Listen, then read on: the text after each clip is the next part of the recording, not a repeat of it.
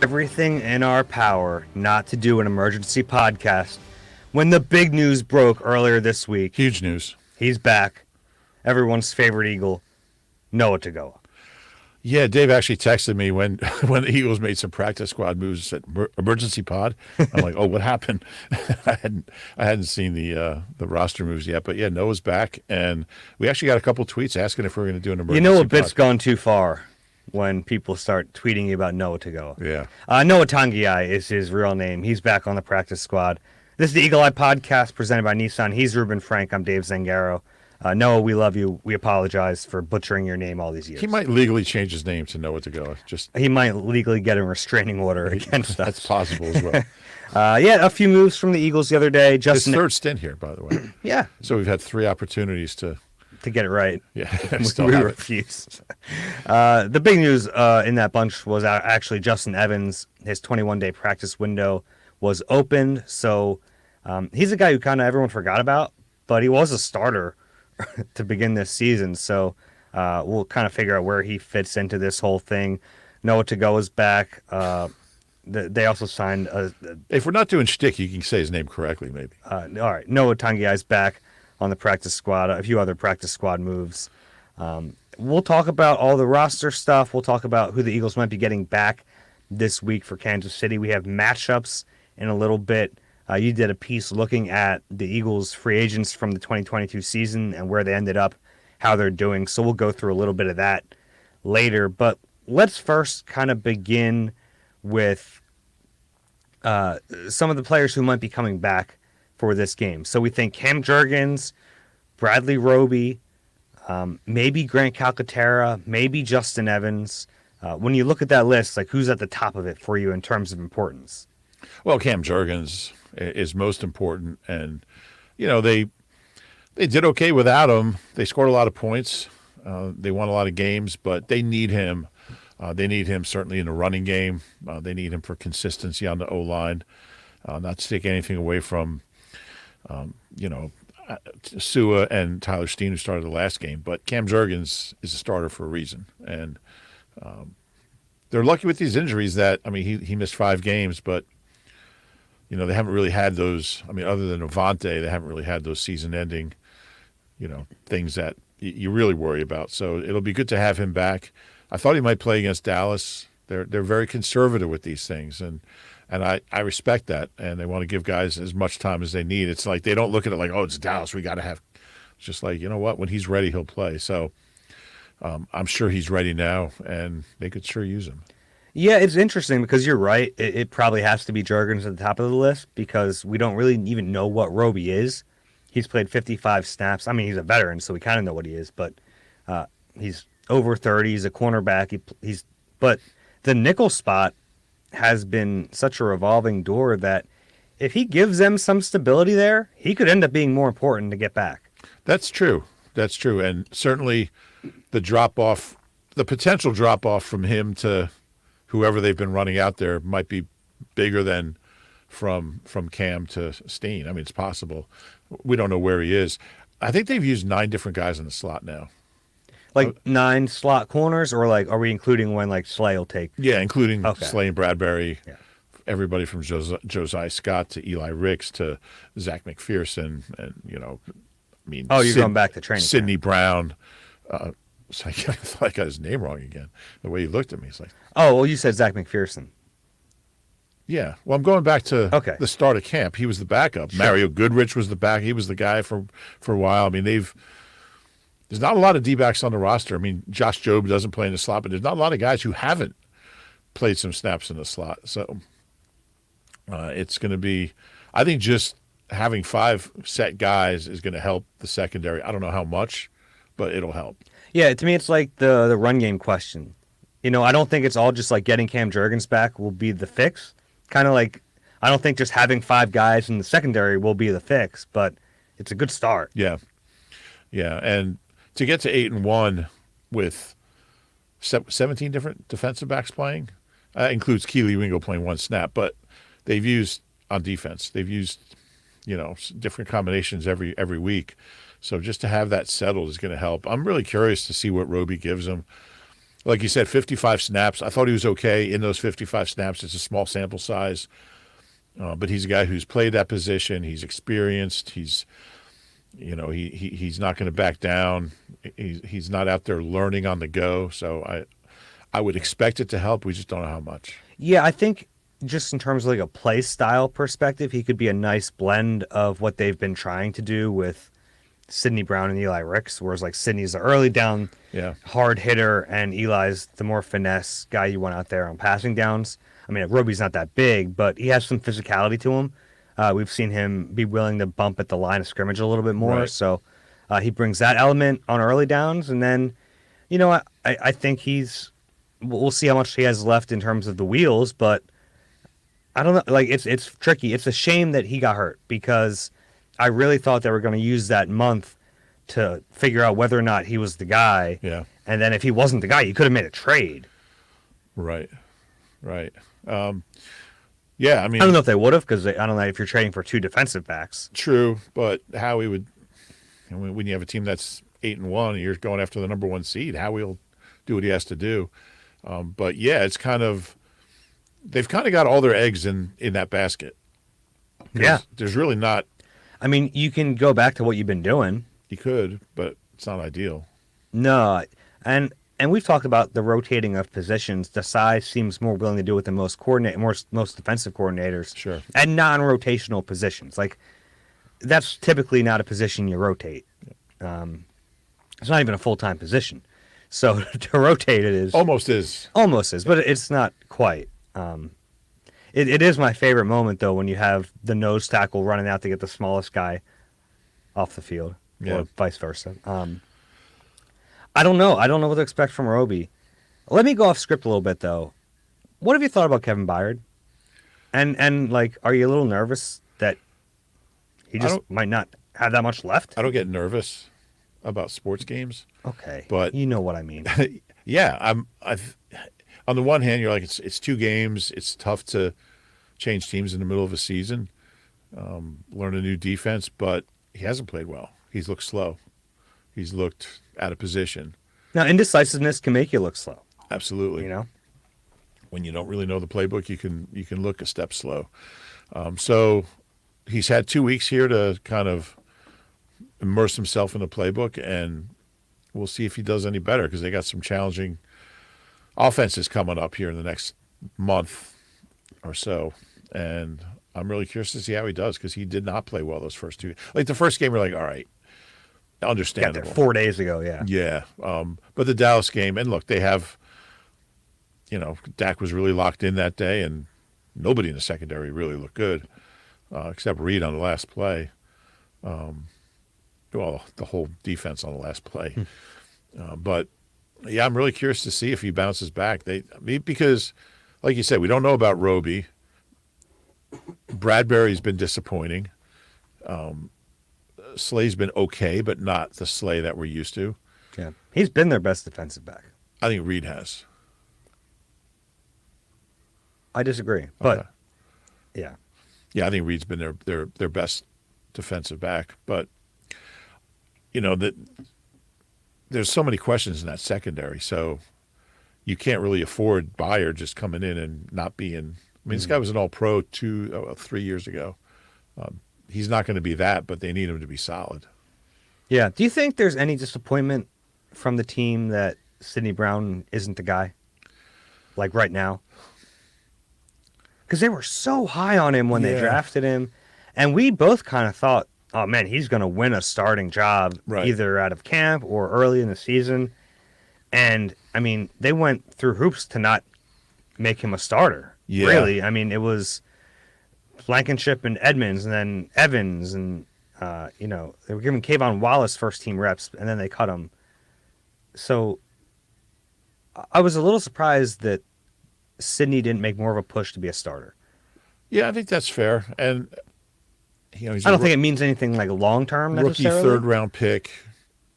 Was he 22? He's probably 23. Mm-hmm. Yeah, I think it's a little disappointing. Just because everyone was so high on him and had reason to be. And you still see flashes. Like you do. Some of those big hits, you're like, okay, this is the player they want. Yeah. Yeah. So yeah, I agree. I'm not concerned long term, and I still think Nick would rather play a veteran than a rookie. In general, I think that's the case for this staff and where this team is. Because Yeah. you look at like Steen never really got a shot to win, other than Jalen Carter, who's just a freak. Right. Like Nolan Smith isn't playing much. Tyler Steen never really got a chance to be a starter or compete for a job. Sidney Brown was kind of buried on the depth chart. Even last year with Nakobe. Now Nakobe's been disappointing this year when he's been healthy, but I Yeah. would have liked to see him have a role last year. Do you think that's like a Nick philosophy? I do. Or do you think that's a Nick philosophy given how good this team is and how ready they are to win right now? I guess there's no way to really know, but my sense is that it's a Nick philosophy. Okay. And I'm trying to think, like, in 21, did they play rookies? Well, they played Devontae, but they had. I mean, who else were they going to play? yeah, I'm trying to remember the 21 draft. well, Landon, who didn't play right away. It took injuries for Landon to play. Milton was rotational. yeah, still is. Yeah, but He wasn't. Yeah, he was like a lower on the rotation. my sense is that, and actually, I think I tried to ask him about this. My sense is that because I think you can damage a young guy by playing him too soon. I think there's something to that. You can damage his confidence, and it takes a while to overcome that and bounce back from that. And I think and look, yeah, I think being 8-1 or being 14-3, whatever, is a part of it. But I think it's a Howie thing too. I mean, Howie seems to, when he has a good team, he likes veterans. I mean, he likes going out and getting older guys. Mm-hmm. So, I mean, even to bringing in Linval and Sue last year, instead of younger guys, bringing in, Miles Jack and Zach Cunningham were veteran guys they brought in. Julio? And there's certainly younger guys at those positions who are maybe not as accomplished for their career, but probably equal now. But they just seem like veterans. Sometimes Howie likes a splash, too. No doubt about it. And you make that with veteran guys with reputation. But there is something to be said for it. They're guys that have seen everything, that aren't going to back down from the moment. They've got confidence. They got swagger. They know what it takes to win. They're leaders. There's something to it. What do you think about Justin Evans and his practice window getting activated? It's interesting because, and it goes back to what you were saying about how Sean Desai likes to rotate guys. I think there'll be a role for him if he's healthy, if he's playing. I think he'll get on the field. I'm not exactly sure how or where. Like a 3 safety package. Maybe you slide Byard kind of into the nickel role in certain situations against certain players, maybe. And I wonder if there'll be situations where it's Reed and Justin Evans.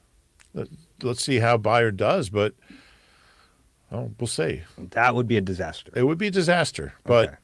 As long as we're on the same page about that. yeah. But knowing Sean Desai, I think if Justin, I mean, it's not. So like, let me ask you this: down the stretch, do you think who plays more defensive snaps? One if Justin Evans comes back to the roster. yeah, Justin Evans, Sidney Brown.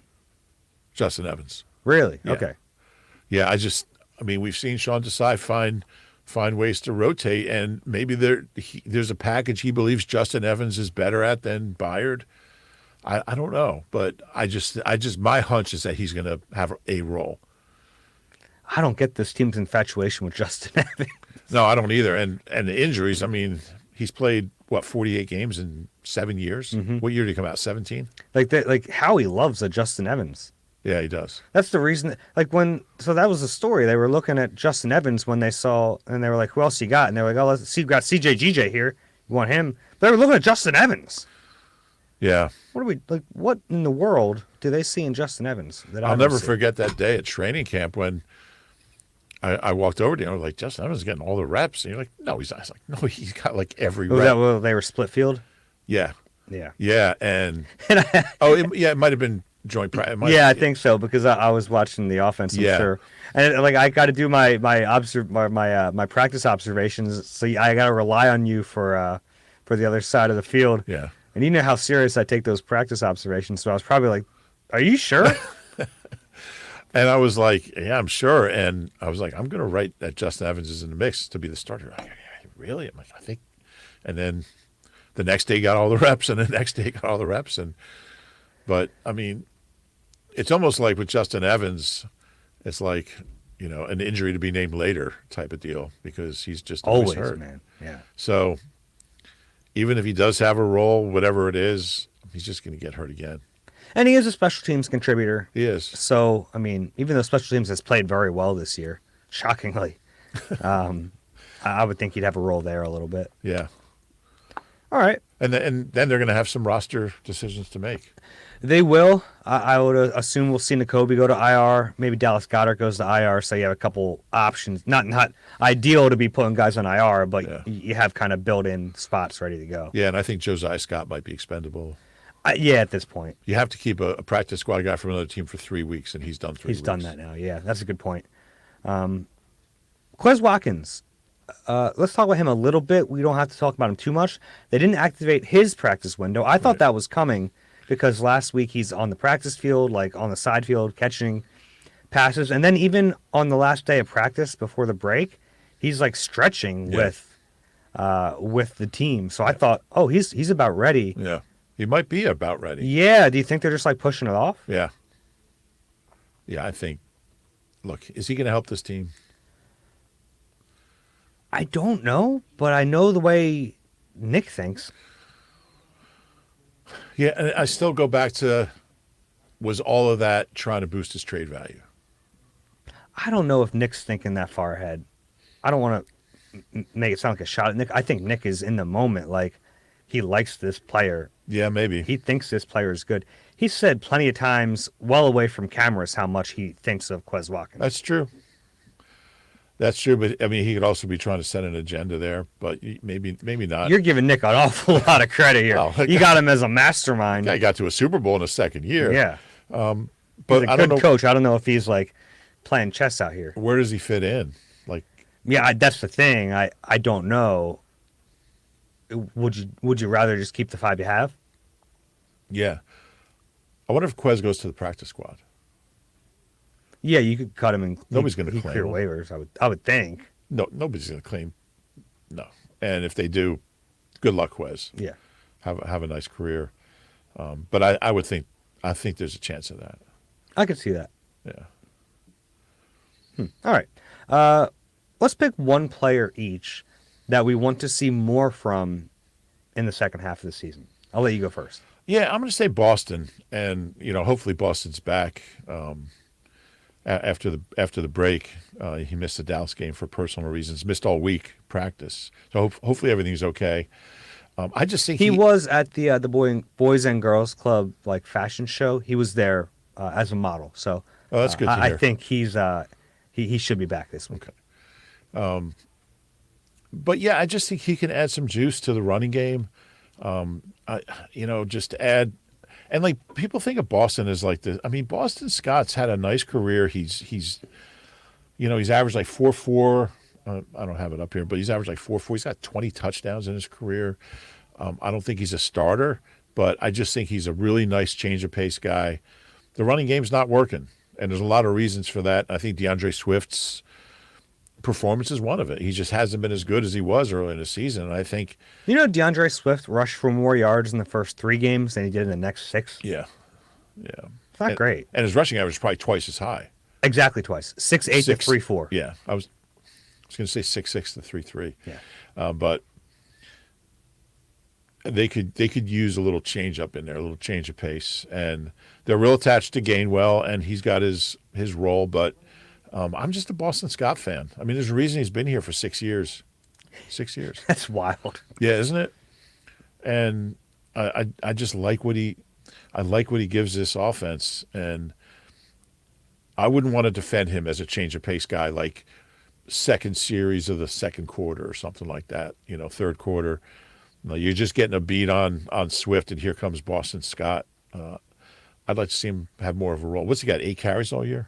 Yeah, not much. He's got juice too. He always does. That's the word. I mean, he just brings something, and and he's a good receiver. 8 carries for 45 yards. He has 3 catches for 25 this year. So even in that limited use, he's averaging 8 yards a touch. Tell you what, last 3 games of the season, probably get him out there then. Maybe not the Cards. Yeah, maybe skip that one. But yeah, for the whole Giants thing. But I mean, you look at his career. The kid's got like 2,000 scrimmage yards and 20 touchdowns in under 300 touches. That's really, really good production. And I think there's a point where it's too much. And there's some games when Miles was hurt that Boston was a starter back before Gainwell was here. But and he did okay actually. But man, I just think you give him 6 to 8 touches, he'll make a difference. Yeah, I kind of like that. I'm going to go to the other side of the ball with my guy. Who you got? And I'm going to, it's not pandering because I kind of want to see it too, but Nolan Smith, he doesn't play. He hasn't played more than 9 snaps in any game this year. Yeah. And before the bye week, when Derek Barnett was finally inactive, you thought, okay, this is going to be his chance. And it wasn't. It was just more Sweat and Reddick, which, look, I understand. Those two are arguably 2 of the best edge rushers in the league. They're playing exceptional right now. But I wonder about how much they can play the rest of the year. Like, can they keep these high percentages up? They're both around 75%. That's high. Of the defensive snaps. Reddick did that last year. Sweat was under that, but you're asking a lot. And we thought, and BG snaps are down, which I understand. He's 34 years old, but you just drafted a kid in the first round who no one would have blinked an eye if you took him at 10 overall. So, I just want to see more of him. And maybe he's not ready. I think that's what the coaching staff is telling us, that he's not ready for a big role. But I kind of just want to see him sink or swim here. Yeah, and the weird thing is, and it goes back to what we were talking about earlier about Nick just being reluctant to play younger guys. There had been a couple times early in the year where Sean Desai said, yeah, we got to play him more. He's got to get out there more. You're going to see that. I mean, he basically said, you're going to see that. And I asked him in like week 4, yeah. week 5. Yeah. Now we're week 10. Week 11? Week 11. Yeah, that's a good one. And how was your bye week, by the way? We didn't. I was so the last podcast, if you guys couldn't tell, my voice was awful. I was kind of getting over a little cold, so I was so focused on not coughing during the pod, which I did not do very successfully. I didn't ask you how your bye week was. Yeah, it was nice. It was relaxing. Watched a lot of football Sunday, 9:30 to 11:30. Do anything fun? Went away for a few days. Nice. Yeah. So did I. I was in Colorado. Yeah.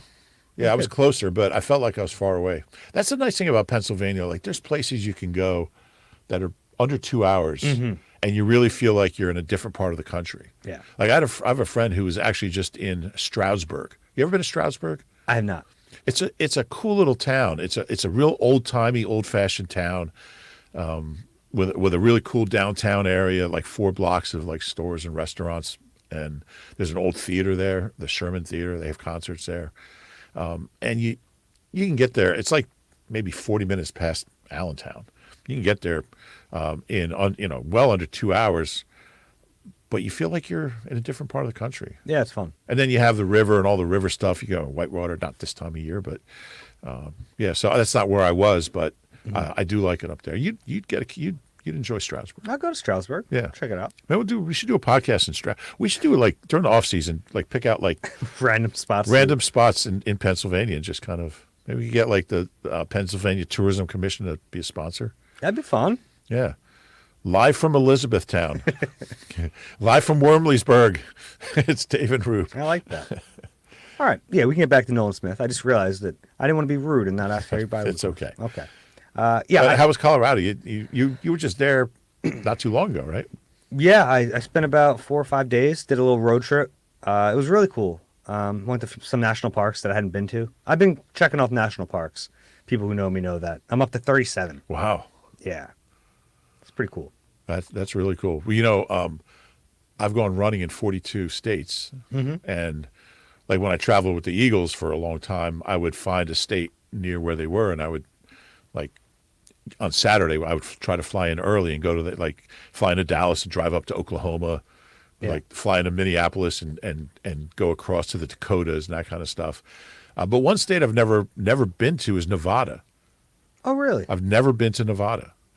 And if the Eagles win the NFC, I'll Do finally it for Rube. I'll finally get to add Nevada to my list of states that I've I run in. bet in Nick's pregame speech, like the Do it night for before Rube. the NFC Championship game, he'll have the list of states that you've run in up on the board. Nevada circled. Let's get them there, boys. What is that? There's a thing in the hallway with, and I think it goes back to Doug, right? The states, what state every player's from, And countries now. and countries. Yeah, a couple fewer Australians than there were, but yeah. So I'm missing Alaska, Hawaii, Nevada, Utah, Oregon, Oh, you got some good states there. Utah's a great state. New Mexico. Okay. Actually, the same friend who was in Stroudsburg is now in Provo. Actually, Oh, you got to just do like a Southwest road trip. Yeah, Cross well, some of those off. yeah, I will at some point. I will. I need like a 2-week bye week. Yeah. I get that. What else? There's a couple others, but I don't know. Okay. But yeah, I got most of the East Coast done. I did one hike that I have to talk about. It was one of the hardest hikes of my life. It's called the Gunnison route in Black Canyon of the Gunnison. And it's not even a real trail. It's like a wilderness trail. You have to get a permit for it. Oh wow. And it's not like a well-marked trail. There's no markings. You just got to kind of figure it out. It's only a mile long, but it is straight down. Oh wow. It is, you lose and then gain 1,800 feet Oh my of goodness. elevation in a mile, and it's all over like loose rock and How are your gravel. calves after that? It wasn't my calves; it was my quads. On the way up, my quads started like spasming. I was having like muscle spasms. It was rough. It was beautiful though. What's that when you get to the end? What's there? Is there like a Oh, the river. It's Okay. so the Gunnison River has carved out this really dramatic canyon. So you hike down to the river. I spent an hour down there. I had some lunch and then hiked back up. Oh, was there like a Taco Bell down there? I packed up. Oh, you packed. lunch, Okay, yeah. gotcha. You get down to the bottom of the trail. There's a Wawa. There's a Wawa here and a Sheets here. It's like, oh, where am I going to go? Anyway, Nolan Smith. yeah, Nolan Smith. Do you think we see him more? I don't. I do. Do you? I do. Because Based on what? based on Derek Barnett being inactive, I think that starts the process. Okay. And I hope you're right. Yeah, like Derek Barnett's inactive. I understand you want Josh Sweat and Hassan Reddick to empty the tank before the bye week. That makes sense to me. Sure. They can't do that every week. No. So someone's got to take those snaps if Barnett's going to be inactive. There aren't many other options. No. Like you're not going to put more on BG. No. I wouldn't think so. Well, he could probably handle a few more. A few more, but you're not going to load him up. Yeah. Like you could load him up in a game if one of those guys is hurt and needs to start. Yeah. Then it's different. But He's in great shape. he's in great shape. But he's 34. Yeah. I think it's like you don't really have any other options. If you're No. going to have Barnett down, you have to play Nolan Smith. Or keep giving those two guys 75 to 80%, which just doesn't make sense to me. Yeah, it doesn't make sense to me either. Yeah. All right, let's take a break. We have matchups and some other stuff on the other side. You deserve a car that thrills you, a car that puts goosebumps on your goosebumps. At Nissan, we got everything from turbocharged SUVs to 100% electric vehicles that'll make your heart beat faster. Experience the thrill for yourself and shop your local Nissan store at nissanusa.com today. Celebrity cook Steve Martorano brings his Italian-American cooking back home to Philly. Enjoy Martorano's Prime at Rivers Casino and Steve's famous meatballs with Sunday gravy, prime steaks, and more. Make reservations at Martorano's Prime on Open Table. One of the fascinating things this week, obviously we know it's Super Bowl rematch and everyone's excited about that. Yeah. I find it fascinating that the Eagles have to watch like game tape, boring game tape, like just high angle game tape from the Super Bowl and just break it down like they would any other game they have to study. Yeah. And on the one hand, like, players are so used to watching cut-ups that it's not really always about the game, and they'll watch film of other games too. But yeah, there's going to be an element of, watching that and a lot of memories coming flooding back. Right. No doubt. It's got to be hard to separate the emotion from it. Especially if you're, if you're Hassan Reddick, you're like, look at, what are you going to learn from watching that? I wonder if knowing Nick, I wonder if he'll just say, look, let's not watch that tape. They have to. Watch other tape. We have to watch that tape. 21 game. I mean, they're so different. The Chiefs are, especially on the defensive side. Yeah, I guess you have to, but it's interesting. Yeah, I mean, for Hassan, the tackles are different, so he might not be watching a ton. Yeah, no doubt. That'd be an interesting story. It might be an interesting story later in the week. You know what's a cool note, and I think I texted this to you yesterday. Andy was 3-0 against the Chiefs with the Eagles. Mm-hmm. He's 4-0 with the Chiefs. I'm sorry, he was 3-0 against the Chiefs with the Eagles. He's 4-0 against the Eagles with the Chiefs. I actually think I said it right the first time. So the last 7 Eagles-Chiefs games, Andy's been the winning coach. That's fun. Who's the last coach other than Andy to win an Eagles-Chiefs game? You know what's funny? Yesterday I was getting ready for Huddle, and we were trying to come up with a trivia question. Oh, okay. So I looked that up, and I told our producer, Mike Mulhern, about it, and he goes, "We did that on Monday." Actually, I sent that to Mike yesterday, Yeah. so I'm a step slow on that. We all looked it up all week. It was Marty Schottenheimer. Oh, yeah, sorry. 98. He was coaching the Chiefs. It was just funny that, like, I was like, I think I got a good one. He's like, nope, I already did it. Well, the funny thing is, like, Andy was compared to Marty for a long time. Mm-hmm. You know, a lot of regular season success, usually made the playoffs. But you don't hear that anymore. Yeah, not anymore. Let's talk about these matchups a little bit. I think we have to start when you talk about the Chiefs. For me, in this matchup, it's not even starting with Mahomes. It's starting with Travis Kelce. I think back to that Dallas game, and everyone's like, yeah, CeeDee Lamb killed them. Jake Ferguson killed them, too. He had He really 7 did. catches for 91 yards and a touchdown. The Eagles have not been great against tight ends this year. Travis Kelce might be the greatest pass-catching tight end of all time.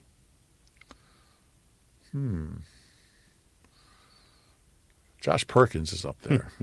No, you're right, and that's a concern. That's a huge concern. They don't have a lot of. I mean, the difference between Dallas and the Chiefs is the Chiefs don't have that outside talent that the Cowboys do, but Kelsey's better than Ferguson also. So it's a huge concern, and I'm real curious to see how they try to defend him. What do you do? You put 10 guys on him. Pretty much. Yeah. I mean, he's that explosive. And the crazy thing about him is, like, I've heard other players talk about this. Like, he doesn't really run routes anymore. He, like, just finds a soft spot in your zone coverage, sits down, and Mahomes finds him. Yeah, they have such a symbiotic connection. It's amazing. It's incredible. And it's got to be infuriating for defenses because sometimes they probably think they're doing the right thing and they think they're cutting off his route, and then he doesn't run what they expect him to run. Yeah. No, he's just making it up as he goes along, and Mahomes knows how to find him. I think one big key is, getting hats on him when he does catch the ball, because we've seen him do a lot of damage after the catch. Yeah. You can't let those 8 yards turn into 20. You got to try to cut your losses. That's a huge thing with Kelce. Yeah. If Taylor Swift is at the game, what's the over/under shots of her in the box? Man, it's like every time he catches It's a a pass. Like, do they have like 2 cameras just trained on her? Like it's amazing, like, the level of fame that she has. Yeah.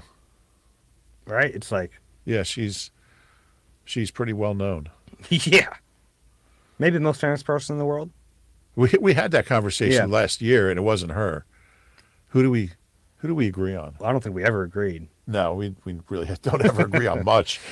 But yeah, she's. I mean, I don't know how popular she is in other parts of the world. I mean, she's like selling out South America right now. Okay, so she's big in Brazil. Travis was just in Buenos Aires with her. Really? Yeah. Interesting. I kind of envy that you didn't know that, because I feel like I know a lot about it against my will. Yeah. I'm going to go for the over-under. I'm going to go 12. Oh, that's a lot. But, I mean, if he catches 12 passes, they're going to show her after every one. Yeah, it's a lot. So that's where you start. And she's from Reading, right? Yeah, and she's that's a big thing right now. She's she was apparently an Eagles fan, and now she'll be rooting for the Chiefs in this game. And her dad apparently was seen. This is, again, all stuff I know. I don't want to know these things. I feel like it's like Dave's been watching too much TMZ. No, it's not even. I wish that's where it was because I wouldn't see it. It's just on my feed because it's tangentially with football now. So, but her dad was wearing a Chiefs lanyard, and that's a big thing because he was supposed to be Eagles fans. Oh, Jason's got to get them back. That's on upsetting. That. Yeah, being fed this, and now I'm force feeding all of you. That family. How about this? How about this family from Cleveland? You just think about Jason's they're both Hall of Famers. I saw a really goofy photo of the two of them from Cincinnati, and it said, you see that one? Yeah. It was who would think one of these guys would be dating Taylor Swift and the other would be a finalist for World's Sexiest Man? And has a top 10 hit. It hit number one. Is it number one now? Him and Travis hit number one. They probably knocked Taylor Swift out of the number one spot. Whoa. That could be big. That could be trouble. I think I watched Andy's presser. I think it was yesterday morning, and one of the media guys asked him about Taylor Swift and Travis, and he's like, "I'm happy they both found someone they like." It's his quote. That was such an Andy quote.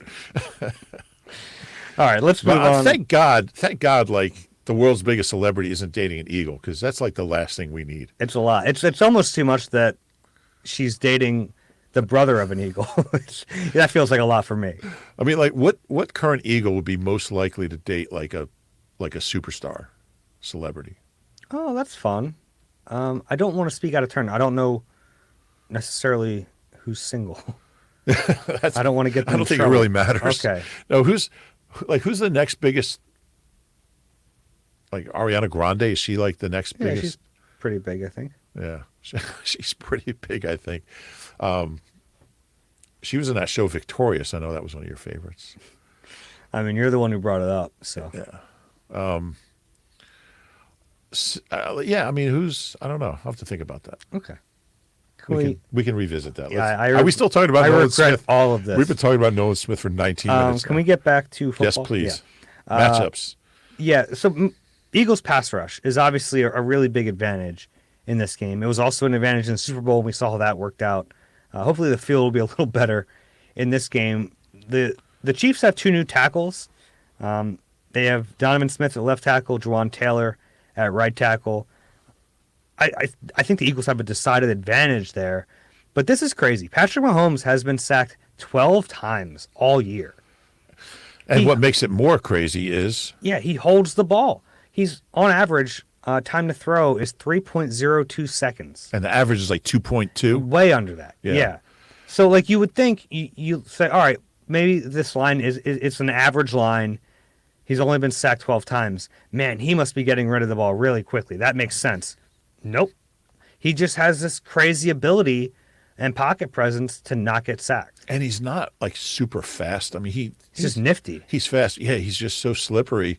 And you see guys get a hand on him, guys get their arms around him, and he just twists out of it and he gets out of trouble. They don't have good Juwan Taylor and Donovan Smith are they're not elite tackles. They're mediocre. But yeah, he finds his way out of it. But not only finds his way out of it to not get sacked, but he makes plays out of it. And overall, the Chiefs have, I think, an above-average line. But yeah, it's what makes him so confounding and frustrating to play. It's you think you have him, you got him surrounded. Next thing you know, he's running toward the sideline, throwing it behind his back 20 yards to Kelsey. So it's yeah. I mean, you think you have him, you don't. That's the most frustrating thing. Yeah, he's just he finds ways to get out of trouble. And so in this game, if you have a chance to get him, you got to get him. You got to bring him down. Yeah. You might not get another shot. Yep. Yeah. All right. The next one, the Eagles' run defense against Isaiah Pacheco, who is I think a solid running back. I don't think he's anything special, but he can do some damage on the ground. And we know that this offense in Kansas City is not what it once was. It's not as electrifying as when they had some great skill players around there. So you still want to make them one-dimensional. And it sounds like a little counterintuitive. Oh, you want to make the greatest quarterback in the league throw the ball? Well, yeah. You want to make him throw the ball in every play because then your pass rush has a chance to get home. Yeah, and Pacheco killed the Eagles in the Super Bowl, but this is a completely different run defense, and he's not the kind of guy I could see having a big game Sunday or Monday. Yeah, I don't either. I think they're going to keep him in check. Yeah, I do too. I mean, really, no running backs hurt him. That means What was that? I don't know. That was a weird sound. Yeah, I don't know what it I'm was. like to board the spaceship now. I hope that came over on the mics. Otherwise, people are like, what the hell are they talking about? Yeah, yeah, I'm not worried about Pacheco. All right. Last one is Eagles interior against Chris Jones. He's just a dominant player. I think he's still in his prime. He's probably on the tail end of his prime, but man, he's a good player. Yeah, and just in general, I mean, that defense is. I mean, this is a different Chiefs team because really their defense has carried them in a lot of their wins this year, and It is a good defense. it's a really good defense. Steve Spagnuolo, who was one of Andy's original hires here in '99, he's been up and down, but he's got this group playing well together. Yeah. It's like Chris Jones is the star, but then they just have a bunch of good players around him. Yeah. Like even on that line, like George Karlaftis is playing well. Like they're getting good linebacker play, even without Bolton, who I thought was their best linebacker. He's gone, and they're still playing really well. They're getting good secondary play. They have Trent McDuffie's been incredible. Yeah. L'Jarius Sneed's been there. He's the guy who's been there kind of for a while, but man, like overall, it's just a really solid group. There aren't many weaknesses. Yeah, it'll be really interesting to see what this offense does against them. And usually when the Eagles play the Chiefs, you're kind of, you're more worried. I mean, I guess you're still worried about Mahomes, but I mean, the defense is really the strength of this team right now. Which is so impressive. And this is like, you think back to what the Patriots were able to do in their like dynastic run was like, they let me have that one. I liked it coming out and I still like it. Let me have it. Have it. They were able to just kind of morph into being whatever team they needed to be to win that year. And that's kind of what this feels like because the offense is no longer as high-flying as it once was, but in the nick of time, the defense is much better, and the defense could carry them for a year. Yeah, and all the while having one of the best quarterbacks ever. Number 2 defense in the NFL, number 13 offense. When was the last time the Chiefs were ranked higher in defense than offense? I'm going to look it up.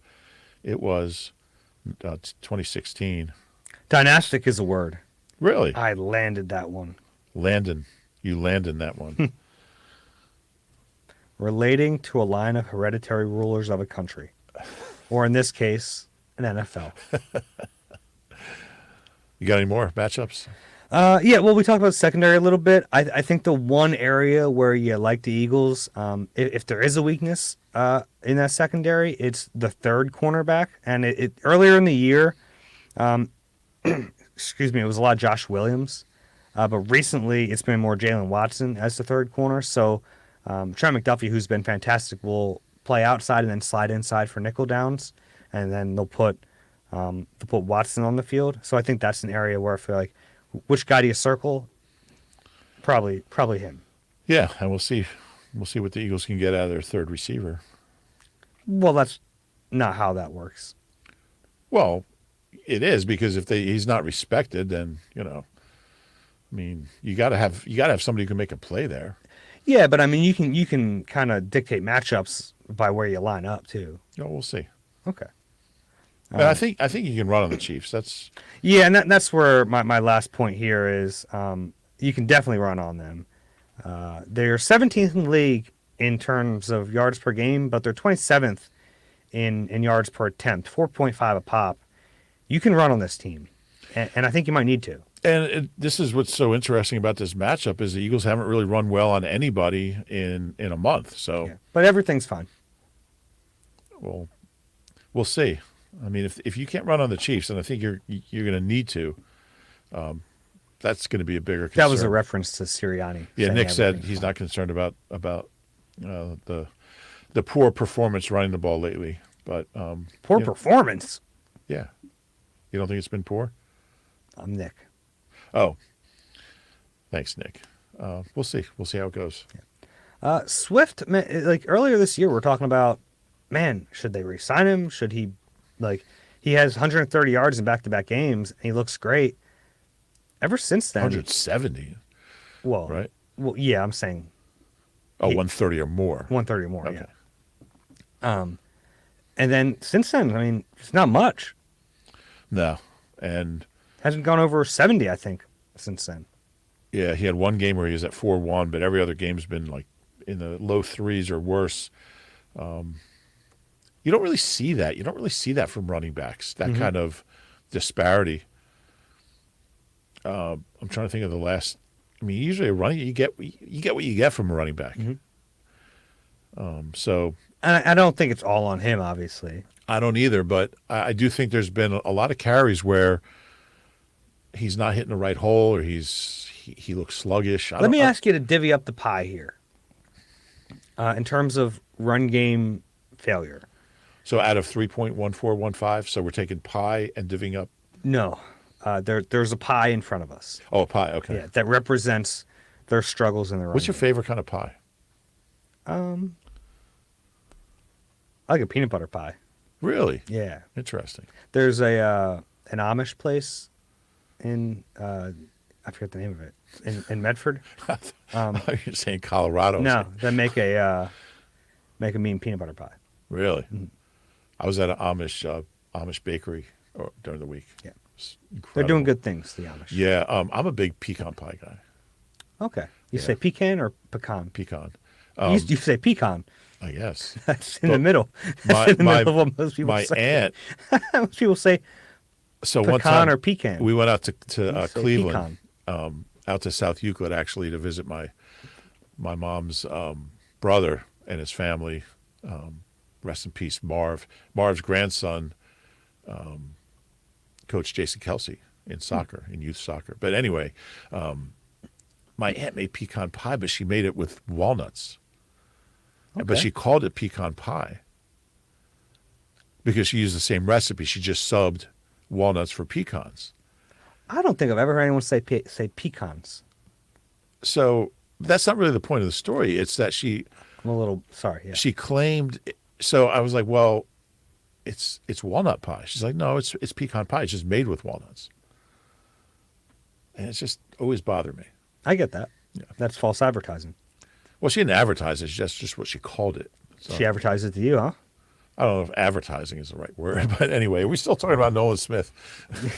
Where are we? What do we got? So there's a pie in front of you. Yeah. A pecan pie. Okay. In front Pecan of you. pie. It's a great song by Golden Smog, written by DeAndre Jeff Tweedy. Swift, Jeff Tweedy of Wilco. the offensive line. Yeah. I think play calling is a part of it. Okay, we'll give you 4 slices here. Okay. DeAndre Swift, play calling, the offensive line, Jalen Hurts' knee not being 100%. Okay, so divvy that up. Yeah, in terms of blame for Yeah, the. I understand. Interesting. I think the biggest slice of pie on that is Swift himself. And I say that Really? I say that because his struggles really seemed to begin while Cam was still playing. Mm-hmm.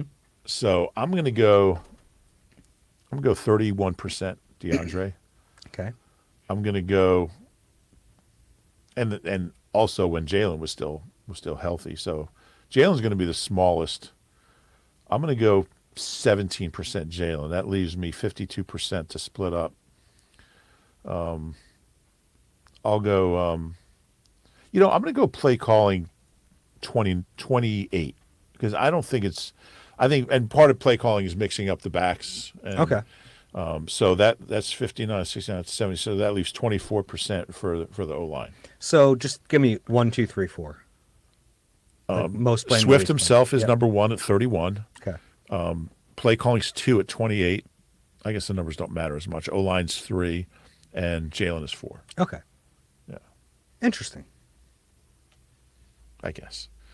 I find it interesting. Yeah, it is. Apple Because or you just don't pumpkin? Apple. Yeah, me too. Yeah, All right. You wrote. but you just don't see running backs like do this. It's weird. Healthy running backs. You have confidence that he'll turn it around? I don't. Oh, really? I mean, confidence. I can't say I have confidence. Or that they'll turn it around, I guess, is a fair way to put it. I really don't have a ton of confidence that he's going to all of a sudden be week 1, week 2 DeAndre. We'll see. Maybe I'm wrong, but I don't feel a real reason to be confident. Well, we'll see. Okay. You wrote about the Eagles free agents. They lost so many guys this offseason to free agency. And those guys are having some success, some of them other places. Some have not been great. The quickest way to do this, we wanted to tell everyone to go read the story, but who do you think they missed the most? Yeah, it's an interesting question because... And I'm going to run down the names real quick. Run down the names. So T.J. Edwards, Marcus Epps, C.J. Gardner-Johnson, Javon Hargrave, Gardner Minshew, Zach Pascal, Miles Sanders, Isaac Seumalo, Kaiser White. Yeah, I mean, in a way they missed Miles the most, but, I mean, you weren't going to pay him, obviously, that kind of money. I think they missed T.J., but... and the funny thing is, like Chauncey Gardner-Johnson, I think they miss his playmaking the most. Mm-hmm. I would say he's the guy they miss the most because they don't have that. Yeah, like if you could plug a healthy CJ in this team, you don't have to trade for Kevin Byard. Right. You're probably okay. Right. I mean, 6 interceptions last year. And he wasn't going to do that again. No, he wasn't, but they have 4 this year. He might have had 2 or 3, and they could have used that. And, you know, it just brings a lot of energy to the defense. Now, he's been out since week 2 with a torn pec. Feel for him getting hurt. Yeah.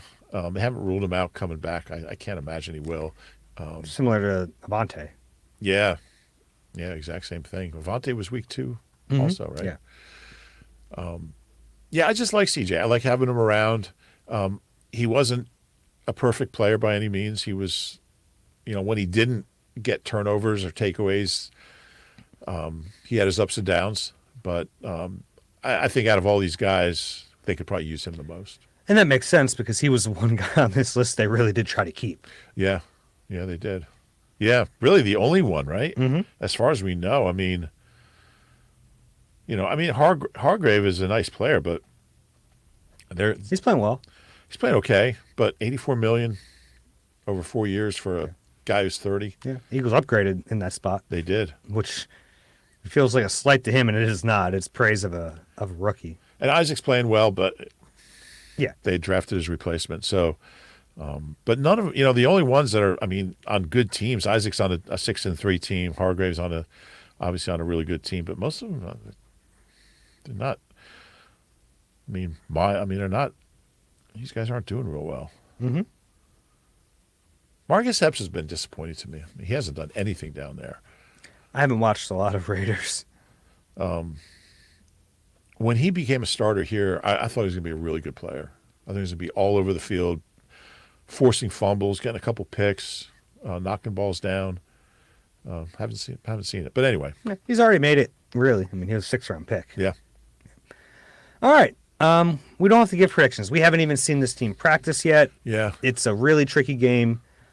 I've been back and forth all week already. It's a tough one to pick. Yeah. Yeah. As we sit here, we're recording this on Thursday morning. Which way are you leaning? Because I think I'm slightly leaning Eagles, which has changed, and it might change again.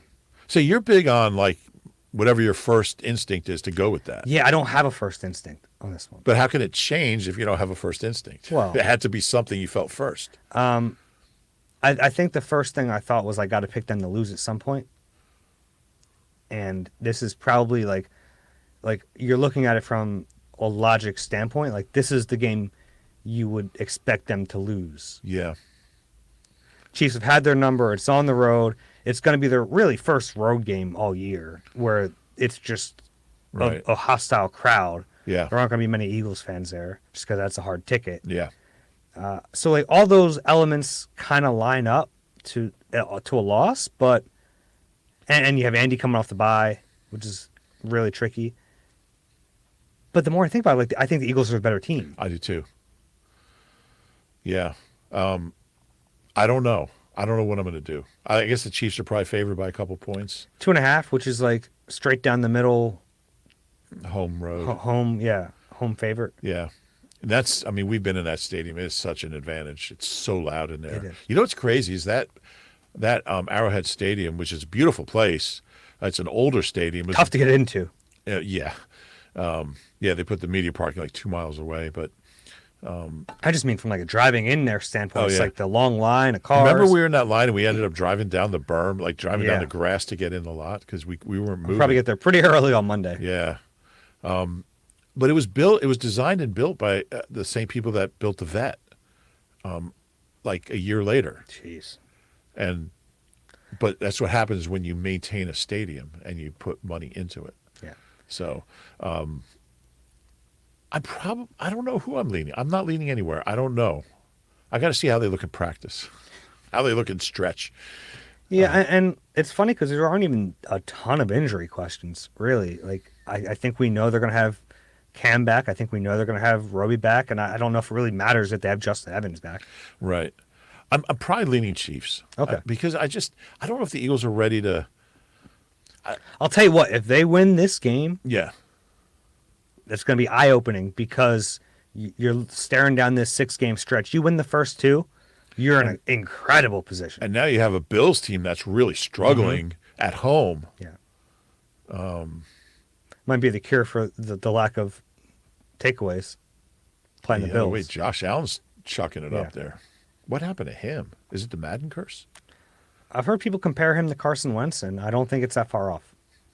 I mean, he's a better player, obviously, but man, he makes some boneheaded decisions. Yeah. And that last game, it wasn't even like he just dropped a football. It was so weird. Yeah, that was. So, I mean, that's looking. And they fired their OC. Yeah, he was the problem. Dorsey was not the problem. So that game's looking more winnable than it did maybe a month ago. Sure. So if you can see your way out of KC early Tuesday morning with a dub, and even if they lose, it's 2 AFC losses.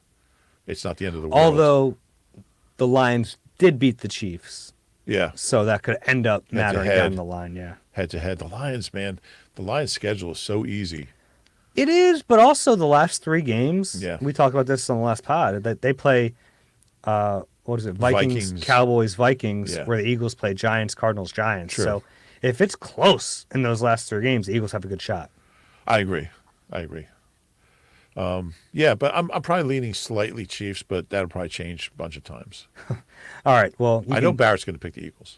that's probably a good guess. All right. You ready to wrap this up? Yeah. All right. You do us a favor. You guys know the drill. If you enjoy the Eagle Eye podcast, please rate and subscribe wherever you get your pods. If you're watching on YouTube, we love you guys too. Click the like button, subscribe there as well. That's it. We'll talk to you guys after the game. Oh, late on Monday night. Overnight pod. For Rube, I'm Dave. This has been Eagle Eye presented by Nissan. We'll talk to you soon.